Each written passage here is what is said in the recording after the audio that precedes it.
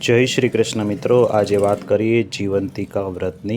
આ વ્રતની શરૂઆત શ્રાવણ માસના પહેલા શુક્રવારે થાય છે।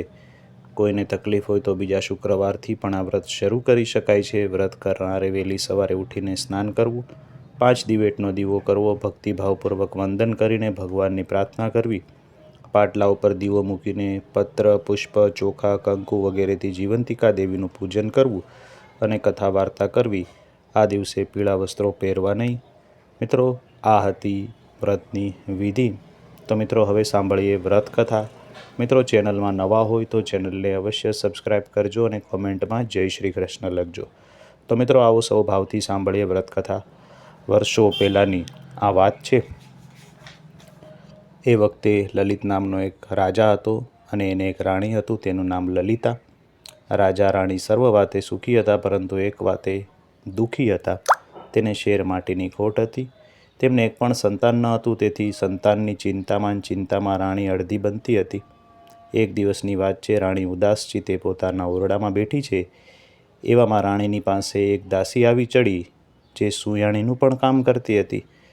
દાસીએ રાણીને ચિંતામાં બેઠેલી જોઈને કહ્યું, રાણીબા, શા માટે આટલી બધી ચિંતા કરો છો? તમે આજ્ઞા કરો તો હમણાં ઉપાય બતાવું। રાણીએ કહ્યું, બોલ, શો ઉપાય છે? દાસીએ કહ્યું, જુઓ રાણીબા, ગામમાં એક બ્રાહ્મણીને 5મો મહિનો જાય છે। તમે સગર્ભા છો એવો ઢોંગ કરી દો તો આ કામ હું સંભાળી લઈશ। દાસીની આ વાત સાંભળી રાણી વિચારવા લાગ્યા, પણ રાણીને એની વાત ગળે ઉતરી ગઈ। પોતે સગર્ભા છે એવી વાત ફેલાવા માંડી અને આ વાતને 7 મહિના વીતી ગયા। ત્યાં બ્રાહ્મણીએ મધરાતે દાસીને તેડાવી। મધરાતી બ્રાહ્મણીએ પુત્રને જન્મ આપ્યો અને આ પુત્રને છાનોમાનો લઈ દાસી રવાના થઈ ગઈ અને રાણીના ઓરડાની પાછલી બારીએથી દાખલ થઈ બાળક રાણીને આપી દીધો। રાણી તો રાજી થઈ ગઈ। સવારમાં આખા રાજમહેલમાં સમાચાર ફેલાઈ ગયા કે રાણીએ કુંવરને જન્મ આપ્યો છે, એટલે આનંદ થઈ ગયો। આમ રાણીનું વાંજ્યા મેળું ટળી ગયું। પરંતુ પેલી બ્રાહ્મણી તો જીવંતિકા દેવીનું વ્રત કરતી હતી, એટલે દેવી તેના બાળકનું રક્ષણ કરવા માટે રાજમહેલમાં પણ આવી ગઈ। કુંવર જ્યારે ઊંઘતો હોય ત્યારે દેવી તેના ઓશિકા પાસે બેઠા હોય। એમ કરતાં દિવસો પછી મહિના ને મહિના પછી વર્ષો વીતી ગયા। કુંવર મોટો થયો, એનું નામ પડ્યું વિજયકુમાર। રાજા લલિતકુમાર અવસાન પામ્યા એટલે વિજયકુમાર ગાદીએ બેઠા અને રાજા બન્યા। પણ આ રાજા તો ભારે દયાળુ। રાજા વિજયકુમાર તેના પિતાનું શ્રાદ્ધ કરવા માટે ગયાજી માટે નીકળી ગયા। રસ્તામાં એક વાણિયાનું ઘર આવ્યું। એ વાણિયાના ઘરે તેઓ રાતવાસો કરવા રોકાયા। આ વાણિયાને 6 બાળકો છતાં 6 વારાફરતી 6ઠે દિવસે મરણ પામતા। આજે 7મા બાળકની છઠ્ઠી હતી અને વિધાત્રી લેખ લખવા માટે આવવાના હતા અને વિજયકુમારનું રક્ષણ કરવા માટે જીવંતિકા દેવી પણ ત્યાં હાજર હતા। મધરાત થઈ, વાણિયાને ત્યાં વિધાત્રી પધાર્યા એટલે જીવંતિકા માતાએ આડું ત્રિશૂળ કર્યું ને કહ્યું, દેવી વિધાત્રી, તમે અહીંયા ક્યાંથી આવ્યા? વાણિયાના દીકરાની આજે છઠ્ઠી છે એટલે લેખ લખવા માટે આવી છું, તેવું વિધાતાએ જીવંતિકામાને કહ્યું। જીવંતિકામાં કહે, અચ્છા, તો બહેન શું લખશો લેખમાં? એ જ કે કાલે સવારો તમારો દીકરો મરણ પામશે। ના વિધાતા, એવું તમારાથી ન લખાય। હું તમારી મોટી બહેન છું, અહીંયા હાજર છું, તમે આવું અમંગળ ન લખતા। અંતે વિધાતાએ જીવંતિકા માની વાત માની દીર્ઘાયુષ્ય લખીને ચાલતા થયા। સવાર પડી, વાણિયાએ પોતાના દીકરાને જીવતો જોયો ને નવાઈ પામ્યો। તે રાજીના રેડ થઈ ગયો। તેઓએ આ વિજયકુમારના શુભ પગલાં માની તેમની સરભરા કરી, તેમને ભારપૂર્વક ખૂબ જ સરભરા કરી। રાજા વિજયકુમાર ગયા, વાણિયાને વળતા પોતાના ઘરે જવાનું જઈને વચન આપ્યું। અંતે વિજયકુમાર ગયાજી જવા રવાના થયા। વિજયકુમાર ગયાજી ગયા, ત્યાં શ્રાદ્ધ કર્મ કર્યું, પિંડ આપવા માટે હાથ લાંબો કર્યો, પણ એકને બદલે 2 હાથ દેખાયા। આમ થવાનું કારણ શું તે વિચારવા લાગ્યા। તેણે પંડિતને પૂછ્યું, પણ પંડિત પણ એનો કોઈ જવાબ ના આપી શક્યા। આમાં બીજો કોઈ હાથ દેવી જેવો દેખાતો હતો। વિજયકુમાર શ્રાદ્ધ ક્રિયા પતાવીને પાછા વળ્યા અને વળતા વચન આપ્યા હતા તે પ્રમાણે વાણિયાના ઘરે પાછા રાત રોકાયા। વાણિયાને ત્યાં આજે બીજા દીકરાની છઠ્ઠી હતી। અડધી રાત થઈ, વિધાત્રી આવ્યા। આ વખતે પણ જીવંતિકા માતાએ દીર્ઘાયુષ્ય લખવાનું કહ્યું।